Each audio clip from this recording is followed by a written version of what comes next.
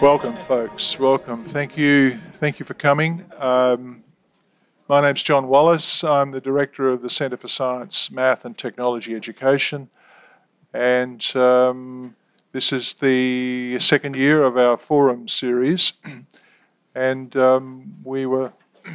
last year we had three forums. We had a technology forum last year where we posed the question, what will schools look like in 25 years? And now we're venturing into the unknown world of MOOCs.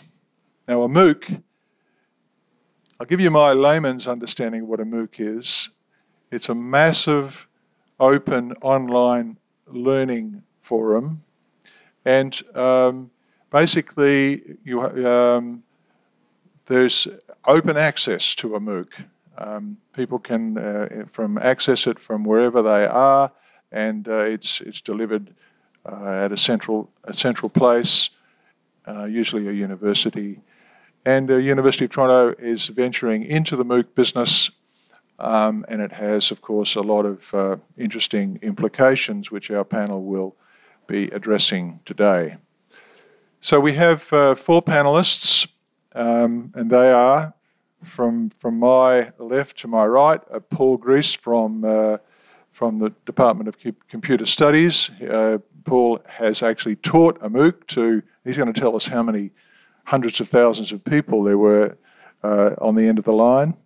We've got Clare Brett from CTL and the centre, the SMT Centre. We've got Jim Hewitt, who is also from the SMT Centre. And we have Stian Håklev from who's a doctoral student in CTL, and we're very, very fortunate to have Professor Lance McCready, who is also with CTL. What we usually try and do is bring in someone from a different field to moderate the discussion, and Lance is going to do just that for us. So we're going to hear from our 4 panelists. There'll be some little questions and debate from the panelists, and then we're going to finish with questions from the audience. So it's over to you, Lance. Am I to begin with questions? No. Okay. Okay, well, I think the way we're going to do this, welcome and thank you all very much again for coming. So as John said, I am not necessarily in the SMT center, but I consider everybody, of course, my colleagues. And I'm going to be asking a couple of questions from the perspective of someone who does youth studies in urban environments and urban contexts. And I've recently been thinking a lot from a couple of research projects I've been doing on the relationship between the informal learning and the formal learning. I see a lot of young people that are moving to online spaces to get questions answered and to access information that they are not getting in the context of their formal education in K-12 schools. And so that's animating the way, a lot of the way I'm thinking about access, as well as the way I'm thinking about just online learning environments. So I'll be asking a couple of questions from that perspective after our 4 panelists speak, and then we'll also take some questions from the audience, and we'll have a rich conversation. Okay? Hi there. I'm Paul Gries in the Department of Computer Science, and last fall I taught a MOOC on Introduction to Programming. There were 70,000 people signed up. By the end of the course, there were 85,000 people signed up. Enrollment continued to climb well after the course ended till we had over 160,000 enrolled.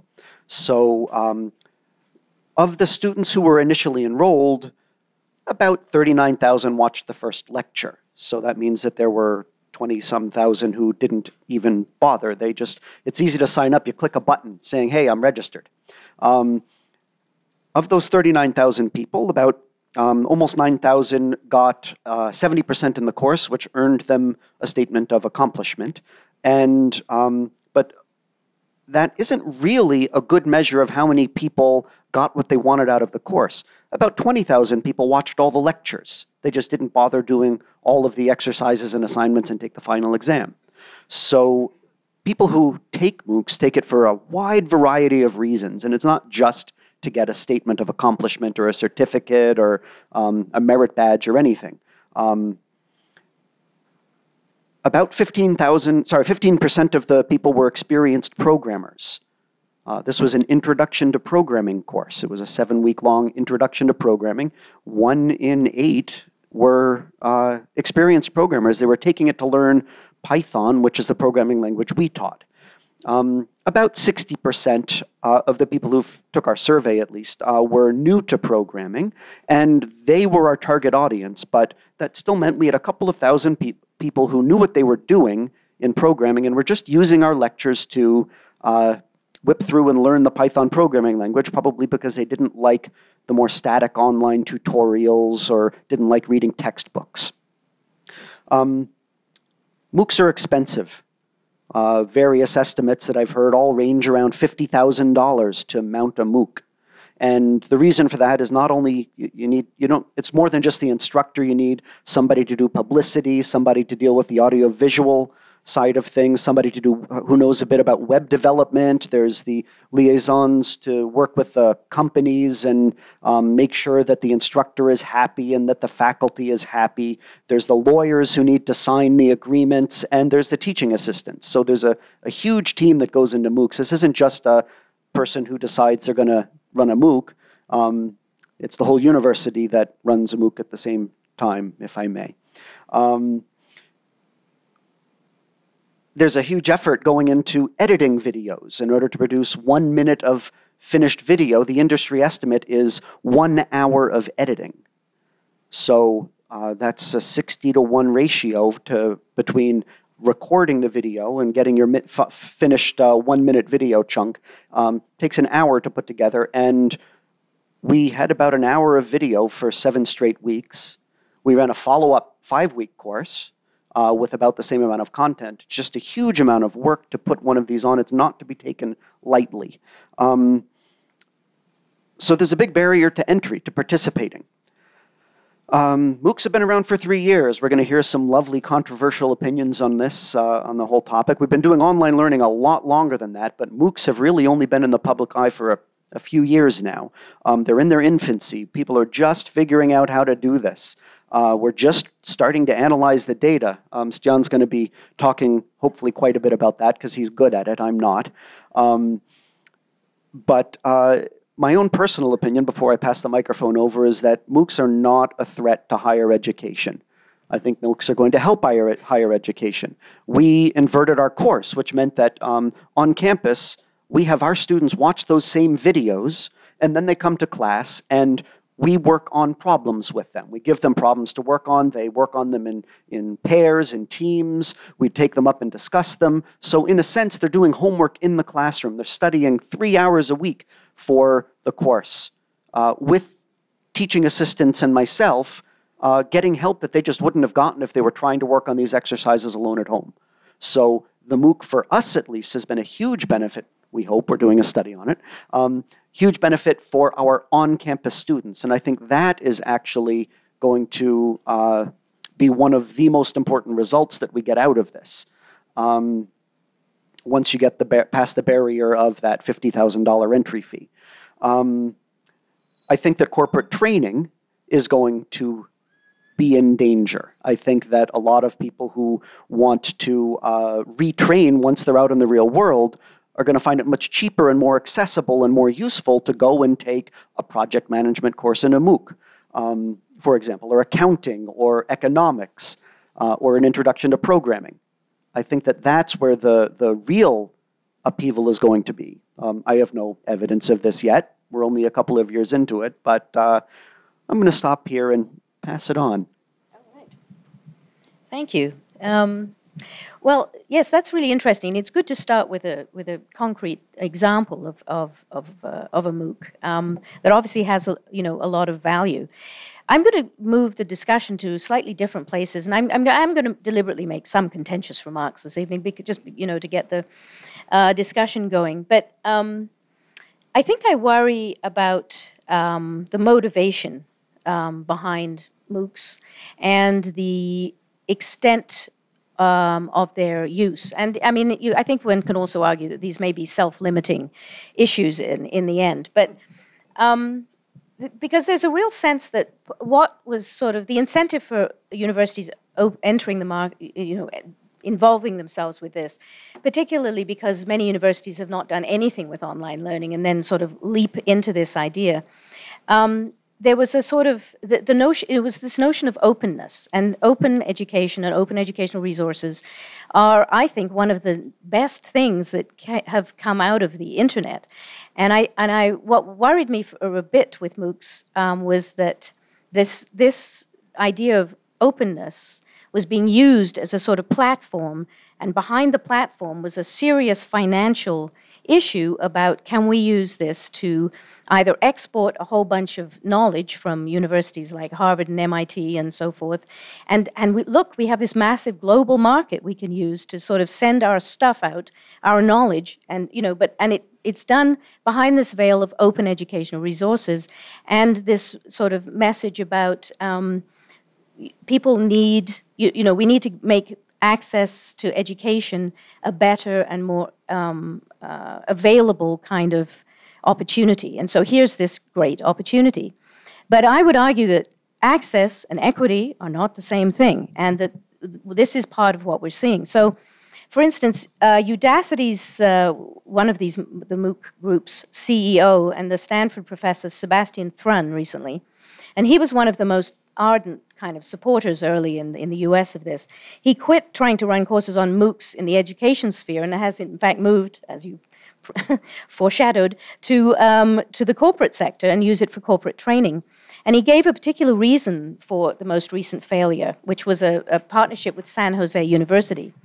And the reason was that, and I quote, "These were students from difficult neighborhoods without good access to computers and with all kinds of challenges in their lives.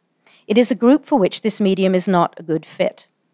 So, okay, so the students couldn't handle that. And but I think that's a really worrisome thing, And I think it's partly problematic because the initial hype about MOOCs, and there's been so much hype, and as somebody who's been in this field for a long time, the hype, every time there's a new salvation to education, I kind of sigh and go, oh no, not again.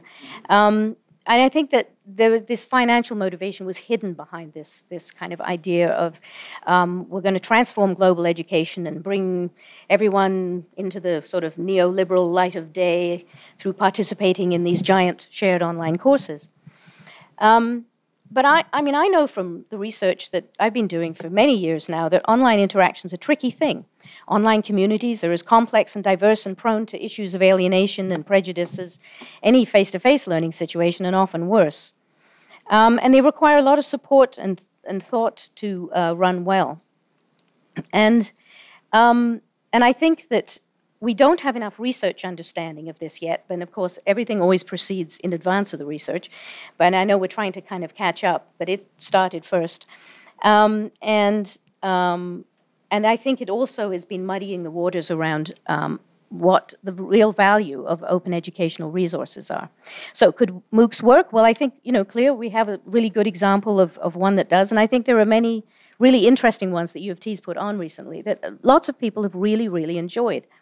And I think a lot depends on the kind of content and the learning outcomes they're designed for. And the bigger factor is the students. And a motivated, educationally sophisticated student with a lot of social capital and clear goals may really enjoy this different kind of setting. And I think it gives you access to a whole other kind of learning experience. But I also would argue that this is, in some ways, some of the MOOCs out there have been really setting us back pedagogically. They're not a new model of learning. They're an old model of learning. They're the lecture model of learning plonked online. with a bit of peer feedback and some other kinds of tools brought in to work with that. And originally, you know, the work that George Siemens and Stephen Downes were doing years ago, it wasn't a course model. It was actually talking about connectivism and online communities and how can you make online communities work together.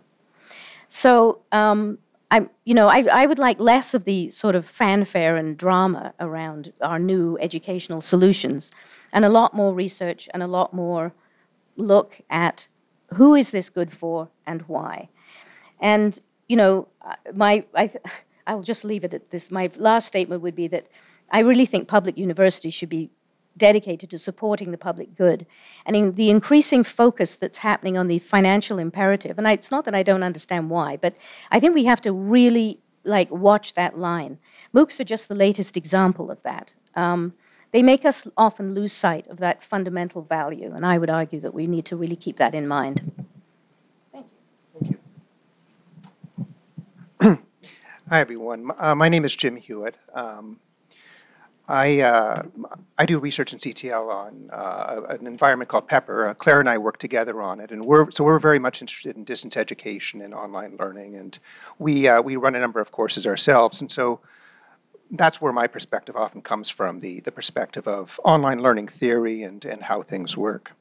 And when I look at MOOCs, I'm excited in some ways. I think they're very wonderful environments for opportunistic, non-credit learning, informal learning, learning when you need it. And it may make these kinds of resources available to people who might not otherwise have access to them. But what a lot of people are concerned about is whether these kinds of tools will become a big part of what happens at universities. And so what we'll start seeing is a lot of courses run on MOOCs. And I think the fear here is that because these environments can hold 70,000, 80,000 people, that you can teach a whole bunch of people very cheaply, and that means we can lay off a lot of our lecturers and save a ton of money. And that's one of the, I think, underlying fears that universities have. I don't think that's going to happen. I don't think the traditional university model is just going to disappear. And I think there's a number of really good reasons for that. The first reason is pedagogically, I don't think MOOCs offer much that's new. We've had online learning for many years, and there are some MOOCs that are offered in very constructivist ways and some in very traditional ways. But really, it's just online learning, and we've had online learning for decades. So and most of what we do see in MOOCs is very vanilla kinds of instruction. So first of all, I don't think that there's some kind of revolution pedagogically. The second reason has to do with what Clare was mentioning, and this is MOOCs are not, and distance education is not for everybody. The dropout rates are very high, even when they're offered for credit. And part of the reason, and we know this from online education research, is that online education tends to favor people who are self-motivated and self-directed learners. And if you're not that, you're going to have problems, or you often will have problems. And so one of the reasons you can't just replace an entire undergraduate curriculum with MOOCs is that people need more support than that. Now there's also this notion, and there's one university that's experimenting with this at the graduate level right now, of having an entire program offered by MOOCs. And the financial model here is that you offer, this is I think a master's of computer science, if I'm not mistaken. And what they're planning to do is offer it at a discount price and open it up to thousands of learners, more than they'd usually have, and make money that way. That might actually work. That has some advantages to it. But and I'll explain why in a second, but in general, a lot of stuff that we do in university can't be replicated in MOOCs. You can't replicate the experience of being in a science lab. You can't replicate the experience of being on a research team. You can't replicate the experience of being on campus and having to live with other people in a dorm. There's a lot of growing up that's done in university. So I don't see this as a way to substantially reform or reinvent university education. I think the financial case for MOOCs hasn't been tested yet either. As I said before, I think that the main interesting thing about MOOCs is, again, that you can teach all of these people at once. And so people see financial advantages to that. But, you know, there's, if you look at the University of Toronto, we've already got large lecture classes, 1,000 people, you know, sitting around in Convocation Hall. It's not clear that it's financially feasible to invest $50,000 to invent a new course. So my personal feeling is that MOOCs have a terrific future in education, but it's in a specific areas. Specifically, it's in areas of where you have an audience that of self-motivated, self-directed learners. So it might have some opportunities at the graduate level.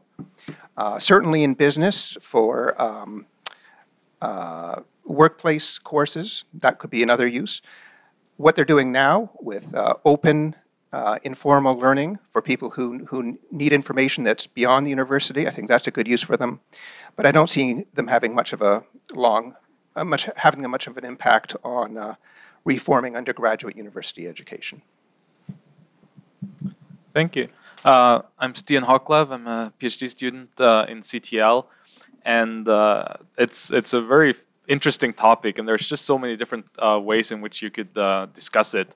And I actually come to this discussion having been involved in the open educational resources movement for many years. I helped co-found a pioneer platform called the Peer-to-Peer University, and that actually goes back to, so in 2003, MIT OpenCourseware began, where MIT started putting some of their course material online. Although this wasn't designed for online teaching, this would be the PowerPoint slides that lecturers generated for their lectures. They would put them online, and people would still be really fascinated by this idea that we could kind of peek and look at what people at such an elite university were doing, and millions of people around the world were attracted to this. But what it totally lacked was any kind of a social aspect. And so our idea, and also inspired by some other early innovators, including Siemens and Downs, was if we could kind of add a social layer.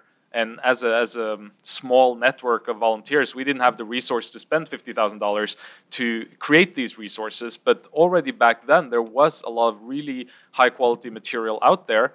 And one of the big differences from back then is that most of this material was under an open license, which meant that MIT said, yeah, you know, it's not perfect. It's not designed for online teaching. It's not carefully sequenced and structured, but we invite you to participate. We invite you to remix and to edit.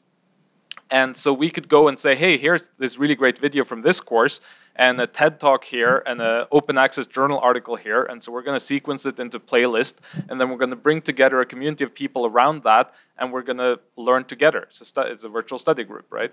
So there has been this community experimenting with different ways of learning outside of the academy, different ways of maybe getting recognition for that learning, creating and remixing resources and so on for many years. And so it's kind of funny to then get into where MOOCs are in the mainstream. But of course, as was pointed out before, they're not as open as we'd like.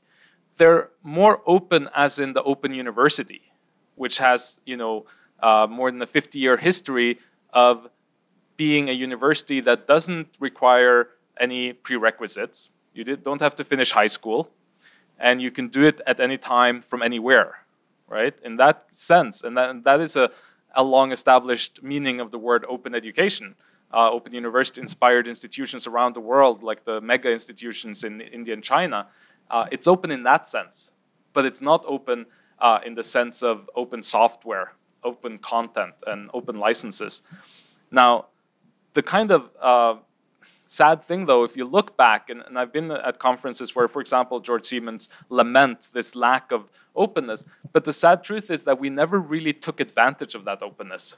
Apart from a few cases, we didn't do much remixing, although we talked a lot about it. It's a lot of work, and also it comes to who are the actors. And very similar to now, the big actors were big universities, and they had motivations.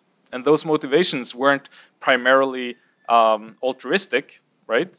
they were maybe to do with recruiting students or getting funding from alumni or all kinds of things. And so you would much rather put out something that showcases your amazing professors with your brand and maybe your convocation hall in the background than to take another university's product and improve it, even though the second thing might actually add more value to the world. And building on the discussion on cultural imperialism, which is something that already was talked about when it came to open educational resources. Are we just taking MIT material and pushing it all around the world? My master's thesis here at OISE was about open courses from Chinese universities. And it's incredibly fascinating for me as a comparative educator to be able to go around the world and look at open resource that they produce. So many American universities proudly talk about their courses being translated into Chinese, being subtitled in Arabic. Where's the university that says, here's a great course from Beijing University on Confucianism by the world-leading scholar. We're going to sponsor the subtitling of that material into English, and we're going to make that available to the world. It doesn't happen, and it's the same thing with MOOCs. MOOCs, actually, there are MOOCs in all languages. I'm taking a German MOOC in math right now. There's a bunch of great Chinese MOOCs. But again, we're not, whereas they're subtitling our stuff, we're not subtitling their stuff. So the final thing, I could go on.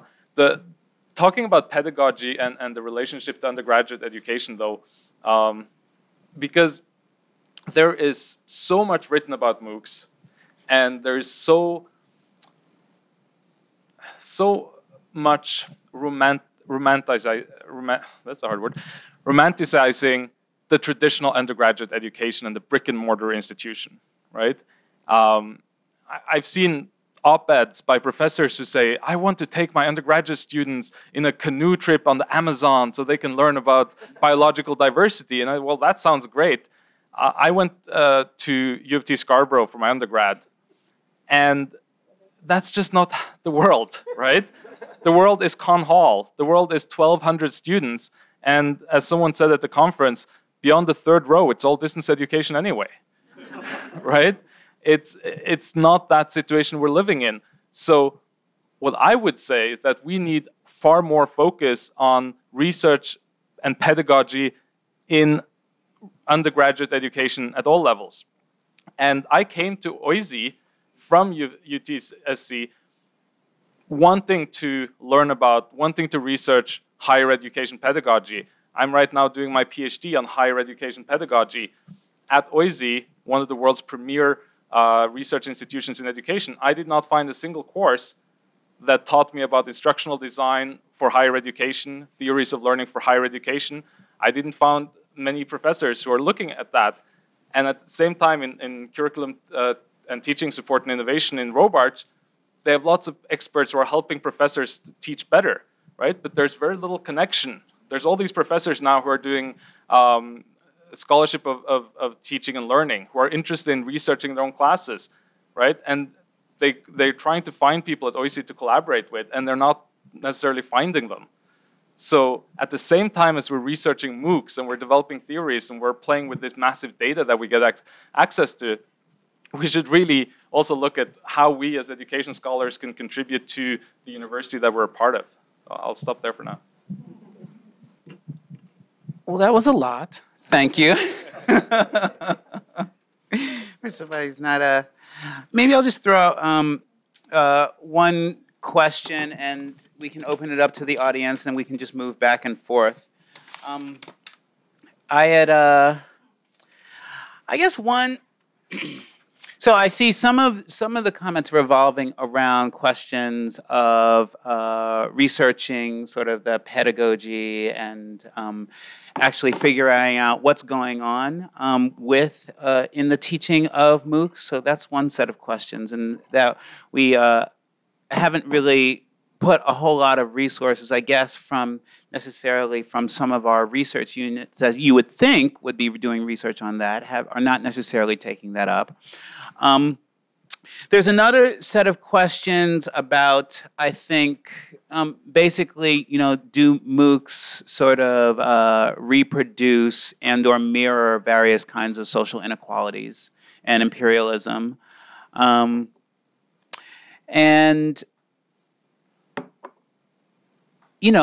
there's still actually another set of questions that have to do, I guess, which I didn't hear as much about, like, what are people actually learning in MOOCs? And, do they actually learn, or are we redefining what learning is in the context of mass and open online courses? I don't understand what, that's another sort of the learning sciences people, another question.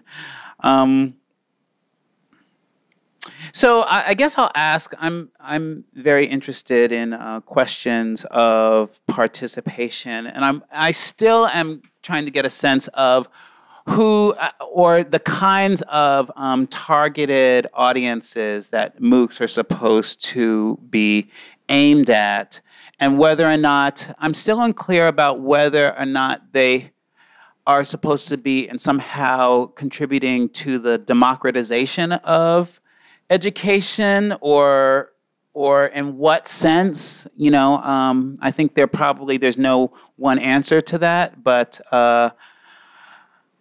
if they were going to contribute to the democratization, I think there'd have to be a little bit more thinking about the audiences that they were supposed to be reaching, right? There'd have to be more thought put into thinking about participation and who's participating, right?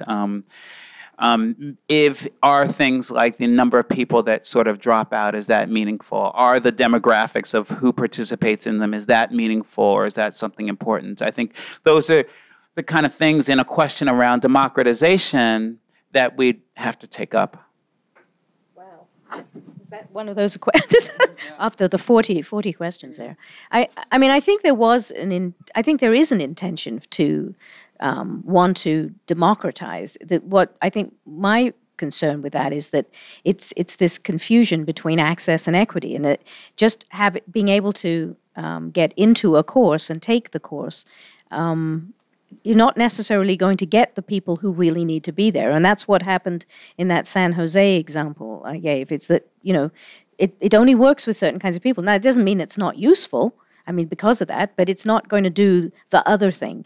And if that hadn't been the hype coming in, actually two things. I wonder if it hadn't been hyped up like that, would it have had this effect? Because it has had an enormous effect. There's just the notion of MOOCs and all of the discussion and all of the stuff that has arisen because of that. And we're all sitting here talking about it now.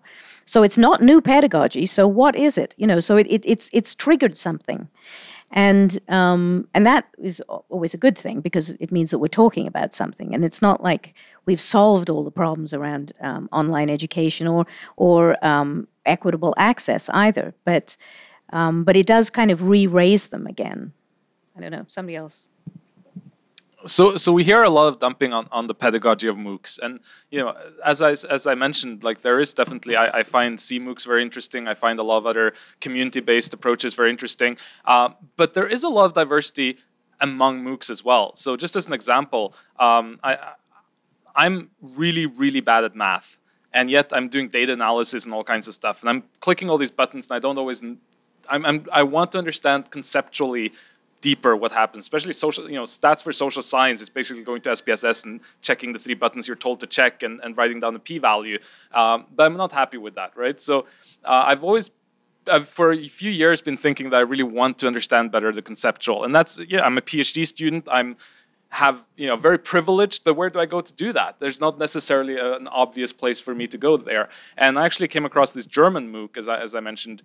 And so, yes, I'm watching a video. Okay, I'm watching a 5-minute video where they're drawing squares, and they're asking me, okay, here's a square with 3 times 3, and here's one by 5 by 5. Can you combine them? Does it make a full square or not? And I'm like, oh, that's interesting. And then they say, okay, now you try. Can you come up with a rule? So I stopped the video. I'm sitting there for 15 minutes drawing squares, and like, oh, I wonder if this is the rule. I wonder if that's the rule. I go write a little computer program to simulate it to see if I can come up with it. Then I go back and I look at under the video, and there's 100 comments right under the video where people have taken pictures of their notes and uploaded. They've drawn things, they've made animations, they've written little computer programs that you can run in the browser and you can simulate it. And so, and I know from the learning sciences that having multiple representations of a concept is really helpful, right? So I'm like, you know what? This is actually pedagogically a lot more interesting than the intro stats class in the first year at the University of Toronto. So there are interesting things happening. The other thing, though, which is kind of interesting, because MOOCs are interest-based, right? They are voluntary. Mostly you don't get credit. And so I think it's funny because as learning scientists, we tend to really scoff at lecturers, even as we keep giving them. But OpenCourseWare, again, is a great historical example. OpenCourseWare started in 2003. And about the same year, they started in China, 2 organizations, one in China and one in Taiwan, translating material into Chinese. Okay? That never really got a lot of interest in China. I mean, it was there. People who were really interested could find it, but it didn't make a waves, right? The one thing they didn't translate was the videos, because technically that was very difficult. Around 2007, you had these communities who were used to fan-subbing Japanese anime and American TV shows, right? So they had the technology, they had the community, they started subtitling the videos, and you got some Chinese video portals picking up and really beautiful, organized, you know, and it took off like crazy. Okay, this became the TED Talks of China, the white-collar workers, and it was interesting. It wasn't the programming and statistics. It was Yale's course on the philosophy of death, right? People would be around the water cooler talking about these videos. They weren't even interested in the PowerPoints. They didn't want to do the readings. They wanted to see this charismatic person speaking, right? And we find a little bit the same in these MOOCs. I mean, I complain that why are we spending 50,000 recreating from scratch all these MOOCs when certainly on the internet somewhere someone did something about Python that you could link to. But it turns out that a big part of the motivation for many of these learners is this presence of the instructor and following them through, right? And if we're saying that the only way people are going to learn is if they participate, and the only way they're going to participate is if they're going to be motivated, then you could argue that this motivation, this video, this communication and presence is actually an important pedagogical piece. Yeah, I mean, I agree with you. I think there are many different types of MOOCs, and there are many different learning styles. But I mean, I guess the point I want to make is that MOOCs are just distance education. You make it sound like MOOCs are somehow something new and exciting. And the only thing that's really new about MOOCs, really new, is that the fact that you're teaching 35,000 people at once. I mean, you know, all these other ideas have come out in online education. So, I mean, I think they're great, and I think there's lots of possibilities for them, but I don't see them as kind of a pedagogical revolution. So they're not a pedagogical revolution. I absolutely agree with you. I think that one thing that's missing is, sure, it's predominantly male, it's predominantly affluent, but I taught somebody from Ghana, from the middle of Ghana, who gets electricity a couple of hours a day. They never had the opportunity to learn intro to programming before. There was no way they could have done it.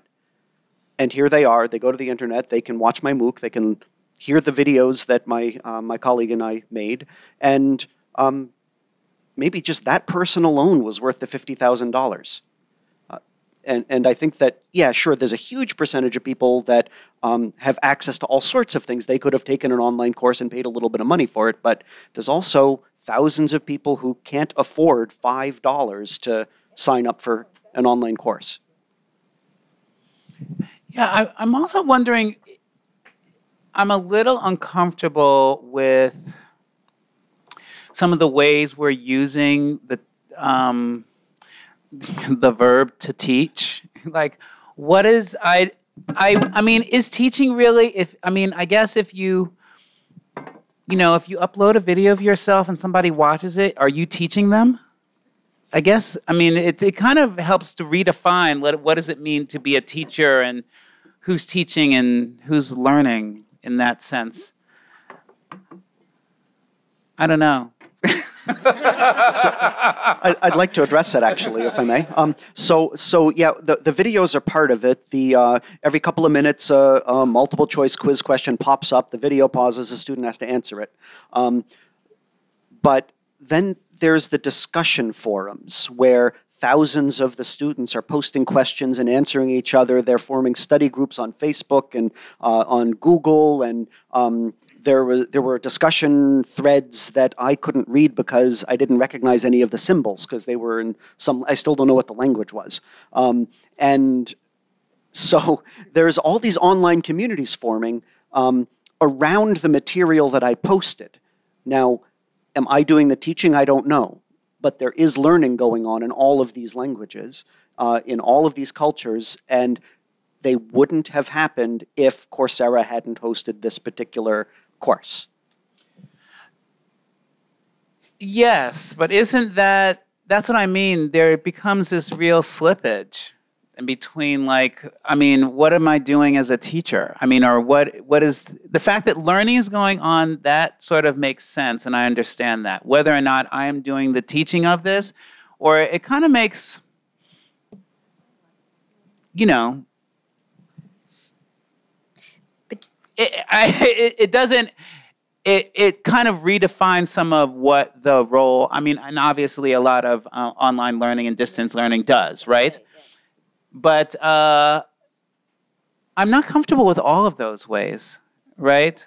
It's very interesting. And it also kind of, when you take out the some of the immediacy, the contingency of some of your teaching and some of the activities, it actually might facilitate, or maybe that's a question, your commodification of your sort of your brand, of your personhood, to be marketed in certain sorts of ways, right? That are very much divorced from your physical sort of labor in real time. In other words, so if you can sort of upload a video for yourself, right? Kind of have quizzes, have other people learning and everything, but it still be around you. That's actually around you and your person. That's actually a way of using sort of a person or personality in a very sort of market-driven way that's very divorced from the kind of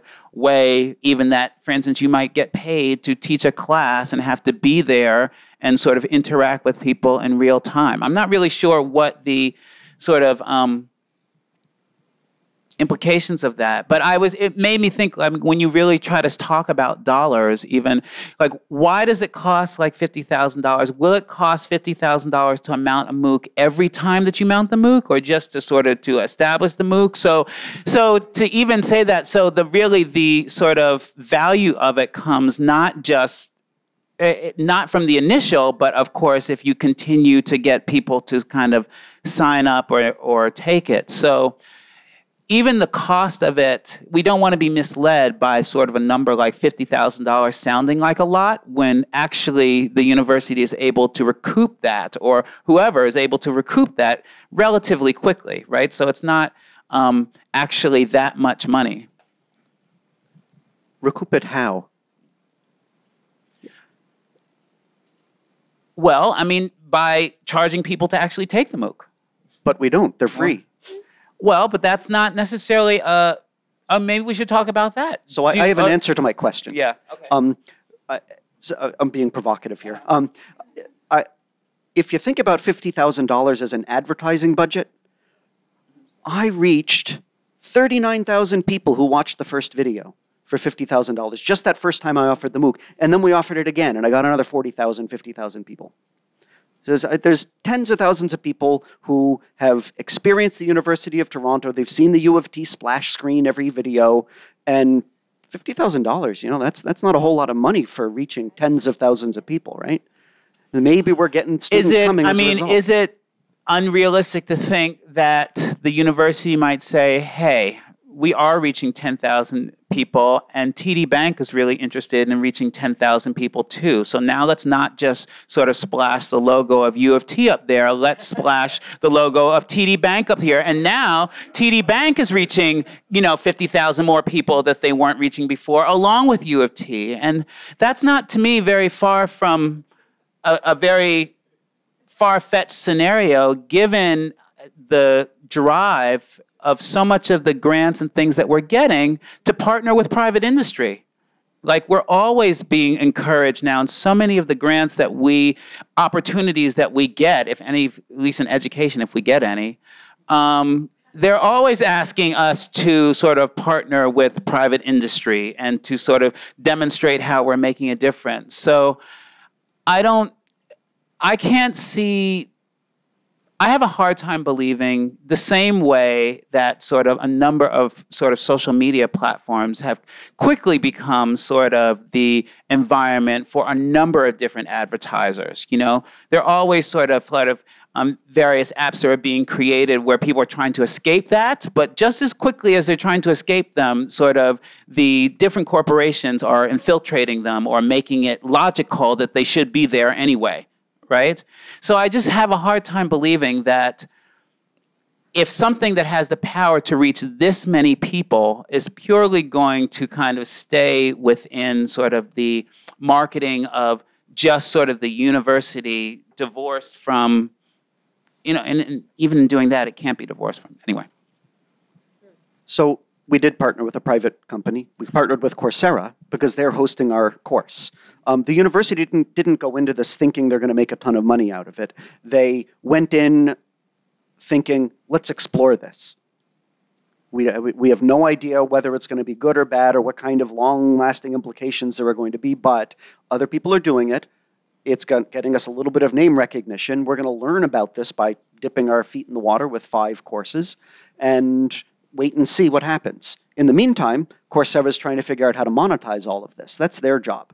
The university isn't, as far as I know, interested in the monetization of this. And when we say the university, who do you mean? What a great question. Here, I'm going to let somebody else controversial speak. Well, here, I'll 3 of these things. Well, I don't know who at the university is thinking about this, but I can't believe that U of T is not thinking about monetization. Really? At some point. That all universities aren't. I agree that it is actually cheap for advertising, and I think that's a really good point, and with that kind of reach. But it's still, it is still, that commodification is still an issue. Sorry. I still think it's something we have to watch and be cautious about, in a sense, because I still think it is this one way. I think that, Stian's examples about, it goes to China, but nothing comes back, and there's some cool things there, but we're not looking at those, is that it has a lot of ramifications, I think, all of this. So people complain that Coursera isn't as open as it could be, right? The funny thing is that actually, as far as I understand the agreement, the academics that put courses online, they keep their copyright and they have full control of their copyright. And in fact, if a faculty member wanted to make their course Creative Commons licensed, Coursera would not stop them from doing that. If the faculty member wants to take all their videos that they produce and put them on YouTube so that they're available to anyone, or on T-Space or whatever you want, so they're available for anyone at any point without login, they could do that. If they want to, create study, or if other people want to create study groups around them, like, all of this is possible. In fact, if OISE wanted to do some real learning science experimentation around these platforms, edX's platform has been open sourced.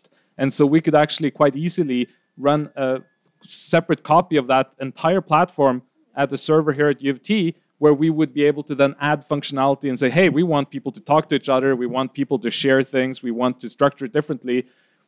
Be a great research project, right? So we can sit here and complain about the university and about Coursera and about capitalism, but we as instructors or as content providers, we can actually make our stuff available. And if we think that that's important because of social justice reasons, then we should do so.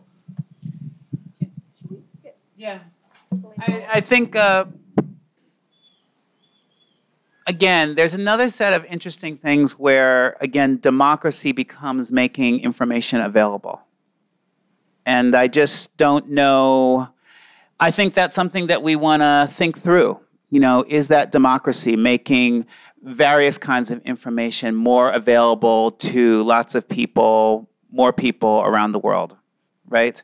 I guess the challenge about something like that is it kind of elides, again, the sort of histories that produce the need for kinds of democracy and whether or not, and a lot of the material relations, I guess that's what I was getting at, for us to always keep an eye on thinking about a lot of the material relations that undergird all of even the systems that are allowed to make information available, because those are not sort of different.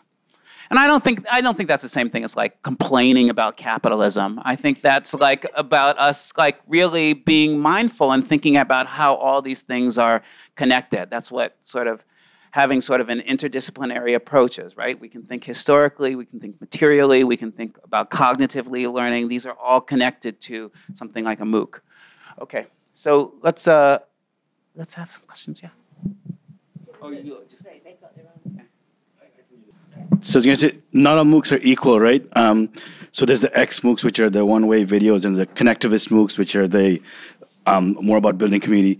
But I think the most exciting ones are the ones which have brought in corporations and nonprofits with real-world problems and have thousands of students solving those problems, right?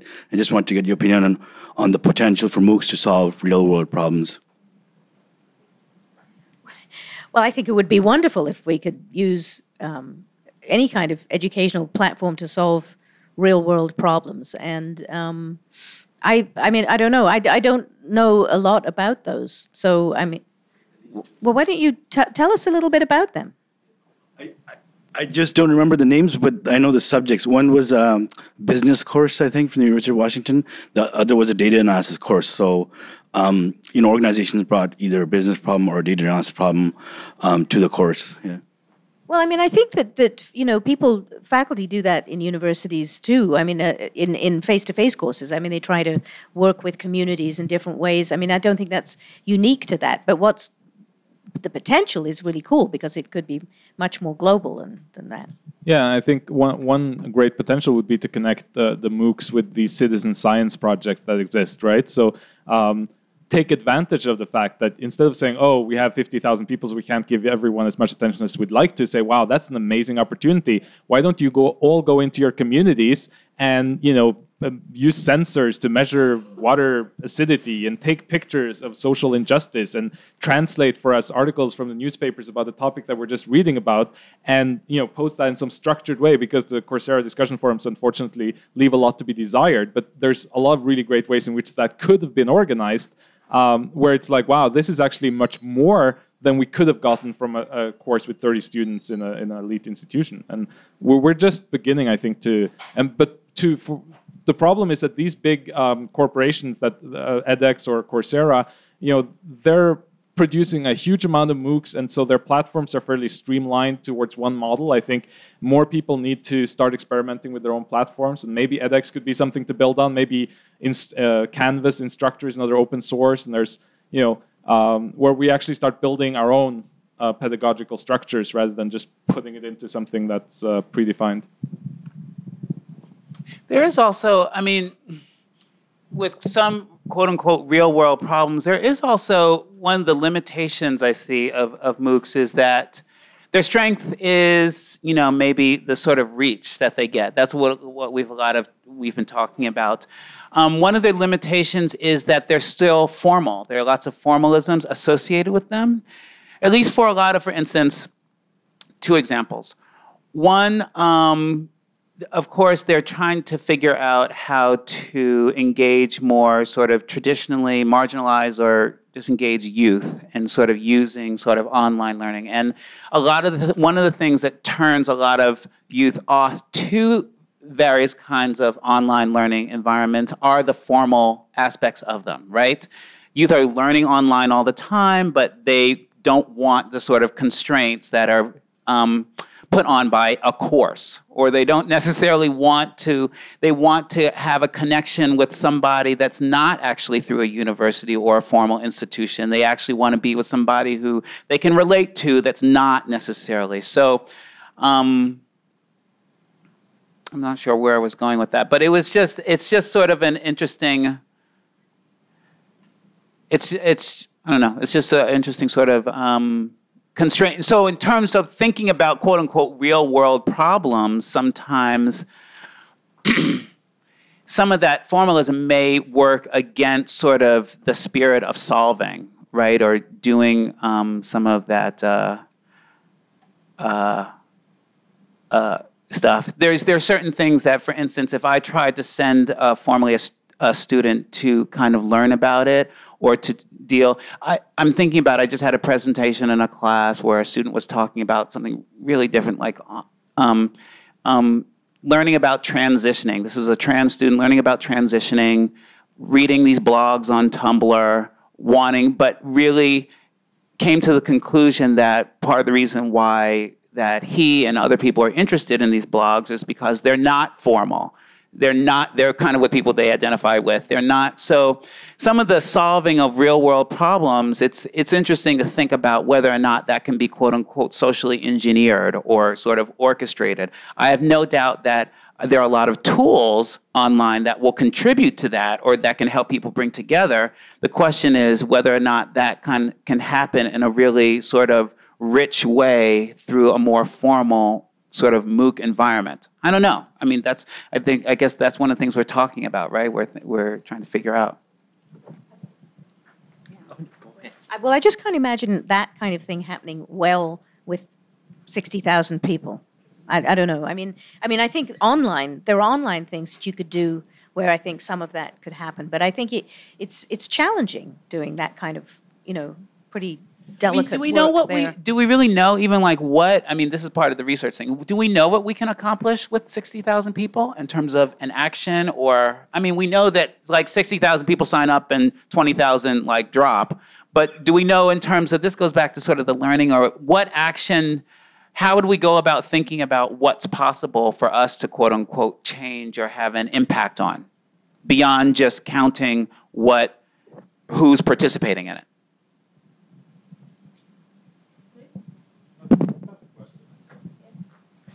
Okay, I have like two wide questions, more in terms of help the discussion.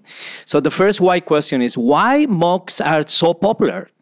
So has to be something with edutainment when we are just starving for something fun in life. So what is the relationship with education and entertainment? And if you think the MOOCs are using that as a strategy. And the second question will be in terms why the owners of MOOCs has to be universities. What happens if the owners of MOOCs are, for example, ONGs or governments, not universities? So we have this discussion 1 month ago, talking with different countries in Central America and Latin America. And they arrived with this conclusion. It was fantastic. Say, we are using MOOCs to, as you say, to help people to understand more about the public policies and to reduce the gap between inequalities. But the universities don't own courses. They're not owned by. I mean, I think that they're partnering with. But you're right. I mean, why shouldn't that expand?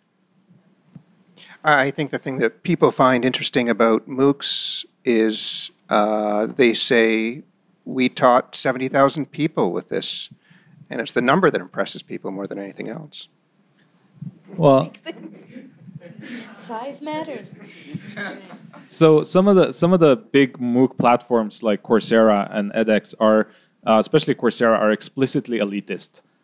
In their contract with the university, which is secret, but I think the Michigan one they got out through a Freedom of Information request, where it says that Coursera will never make deals with more than the top 3 universities in any country outside of the US.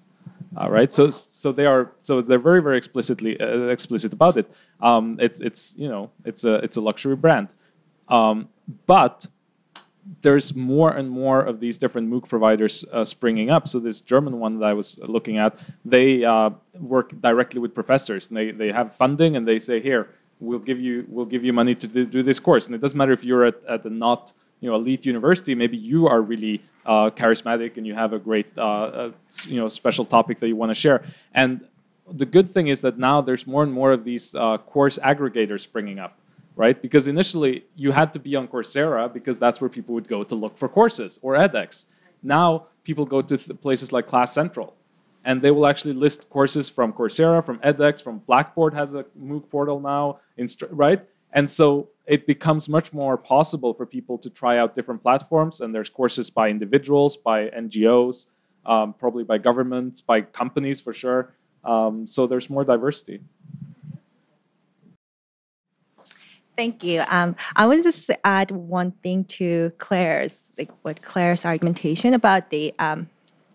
So I think the real problem with this whole discourse about MOOC is not whether it is good or not. Like MOOC itself is really good, but what I can see through the MOOC discourse is like there are many arguments, like other discourses talking about inequality in higher education. Those discourses seem to be really quickly subjugated by this like whole and powerful, like happy discourse about MOOCs. So it sounds like everyone's talking about like higher education, which is open and more accessible. And then people are talking now, we are opening the door. So it's your responsibility. Student, if you want to have experience, you can just come and log in. It's all yours. But it doesn't necessarily mean that we are giving them same equal learning opportunity. So I think that's kind of like the concern I'm having. So I'm very in line with Claire saying that it can be really dangerous in societies that way. Thank you. So I agree that MOOCs I think that it's been shown to not provide the same educational learning environment and experience, just not as good as an on-campus course, or whether it be just a regular traditional lecture or an inverted course where we're using the MOOC materials. On the other hand, without the MOOCs, those educational opportunities weren't there at all. Oh yeah, I agree. I agree that like MOOC could give us a certain amount of good education experience as like traditional university. So I don't have any problem with having MOOCs. I like that. It's really good. And I appreciate your effort to be a teacher in MOOC, like huge class. I think that kind of educational effort should be ongoing. But at the same time, in society, we don't have to be really, we shouldn't forget about other problems which we have at higher education. So that's what I'm really concerning about. Like we should be careful. Like MOOC is not like an ultimate solution for all the inequality we have in higher education. We should keep going. We should really push ourselves to open the door more rather than being happy about MOOC. That's just... Yeah, I agree with both points. And I mean, I think providing people with access to the information and the ability to learn it is terrific, but there's still a huge inequity in terms of credentialing, right? And so how do you take the next step and make sure that these people also have the opportunity to get the credentials they need? Wouldn't it be great, though? I'm still thinking about this one-way thing. I'm still worried about it's all one way. It goes from the US and here over to everywhere else. That if it could potentially be a vehicle for some real reciprocity. I mean, it would be wonderful if we had courses from China that were, that we could learn from, and we just don't do enough of that, and we don't think about it. And I mean, and just that part alone is something good. But I mean, so I think there really may be potentials here, but we're not exploiting them yet. But they could become problems. I think that if they're not exploited in the right way, they'll become problems in the wrong way. That's. Hi there. So I think it's been alluded to in a lot of the different comments that have been made by the panelists tonight, but just to kind of bring it back home a little bit, what do each of you think the role of MOOC should be at the University of Toronto? given all the different problems with motivation, with the different types of audiences that it can achieve, with the different types of methodologies and the resources that are out there in terms of remixing and being able to utilize different platforms. So what do you personally think the role of MOOC should be at this institution?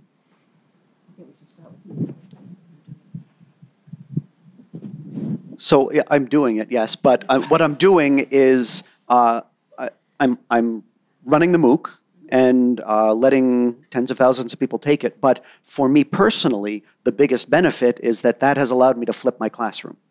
That with the same amount of resources, all of a sudden I can have the students learn the material before they come to class. When they come to class, they get to practice it. TAs and I are walking around helping them with answering their individual questions in a way that we've just never been able to before. In a traditional lecture, you just don't get that experience. Even in a tutorial, you don't get that experience. So I think that, and I'm not the only one. I know statistics is doing the same thing with their MOOC. And so without this opportunity, this $50,000 initial outlay, we just never would have done it. So I'll leave it at that. Oh, well, I like that. I was going to ask you where you got the money to do it. So who paid the $50,000? That was the university. The university did? Yes. Okay. They put together a recording studio. They gave us course reliefs to do this. They hired the TAs. They had the lawyers deal with all the agreements that were being made. They have a central team that's absolutely fantastic to work with. Lori Harrison, Lena Kusher and so on. Was she here? Okay, good. And without that central team, we would be dead in the water. Yeah.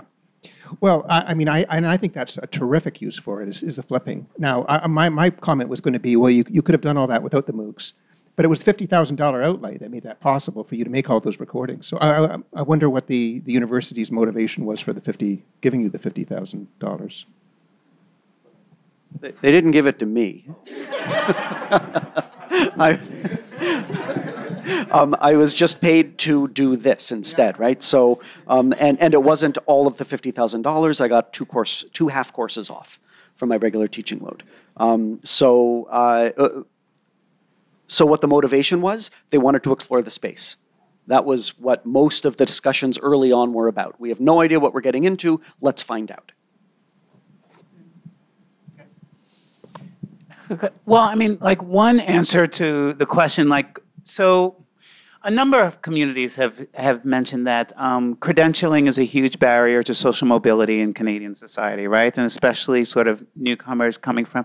So should the university, for instance, or should we even think about the university should use MOOCs to provide more people access to credentialing quicker and less expensively? That's a real sort of, pat answer. That's what it could do. Technically, does that make any sense? That's not necessarily thinking about the role of the university as a sort of. That's thinking about the role of the university as somehow aspiring, democratizing institution, not the role of the university as sort of the market-driven, neoliberal reproducing social inequality. The public university for public good, you mean? Right, yes. Public university for public good. That's right, yeah. But I mean, it could, wouldn't you be able to kind of, is that, thinking about that kind of goal, just unmanageable? Or tell me why something like that, we wouldn't want to use the university to do that. Well, no, you might, but you must have a financial goal if you're using a MOOC and you want to hit 24,000 people rather than just use Blackboard. Why use a MOOC instead of any of the other environments that are out there that would allow you to do that? And yes, and to follow that, what I was going to say is we've been doing distance education here for years. We've been using online platforms to do all sorts of innovative and interesting kinds of things that the university really hasn't been that interested in. And suddenly this captures them. So, we have to put the why out there, and I don't know the answer, but I have theories. What are your theories? Well, they're financial. I think this is advertising. I think it is a way of getting their feet wet and seeing, is this a kind of fairly simple, relatively simple kind of solution to some sorts of things? What sorts of problems is this potentially a solution for? What kinds of, things could it bring in? Because the credentialing hasn't got settled at all. And I mean, there's been several attempts to do this in the MOOC world, haven't there? And that's still, that's still an issue. And that will take a bit of time to solve, I think. I don't know, did you want to? I just want to say that the reason why I think that MOOCs have exploded around the world is that they're free. And they provide, and they let people look into the university in a much more, in my opinion, much more accessible and real way than MIT did in 2003. What they did was amazing, but it wasn't teaching, I think. I think that there is actually instruction going on, whether it's just a video of me plus some quiz questions popping up, plus an exercise at the end of each week. There's a structure to it. There's a community that builds through those 7 weeks of my course. The students go through as a cohort, so there's a strong sense of community coming along with this free access to a whole bunch of introductory material that they could never touch before. Yeah, no, I think that's, I agree. Do you want to get in on this? I don't know if this is a question or a comment. I guess I'll make a comment and invite you to respond to it. My observation of having watched these things unfold at the university at a lot of levels is that when you try and figure out why, you actually have to look at all those levels. And when you ask about resourcing, you also have to look at all those levels, because we have instructors who have motivations who are investing. We have departments that have reasons for programmatic levels, wanting to engage their faculty, wanting to differentiate themselves, that have reasons. We have deans who have reasons. We have provosts who have reasons, and they all put something on the table together. Like no single layer contributes 50 grand, and it's not even cash, it's time. And when we talk about the cost, it's human effort. And so I think we just have to appreciate that there's a weaving together of forces, and there's a bit of a perfect storm situation where there's things happening at all those levels that converged. So. Oh, sorry. My name's Laurie Harrison. I'm the Director of Online Learning Strategies for the university, and I coordinate the MOOC activities across the divisions. So. Yeah, that's very helpful, actually. I think that's a good way to look at it. Well, thank you, panelists, for opening up the discussion. For Lance, particularly, for being for pushing us in directions that we might not otherwise have anticipated. And thank you all for coming to this very interesting discussion. Would you like to please join me in thanking our panelists and moderator?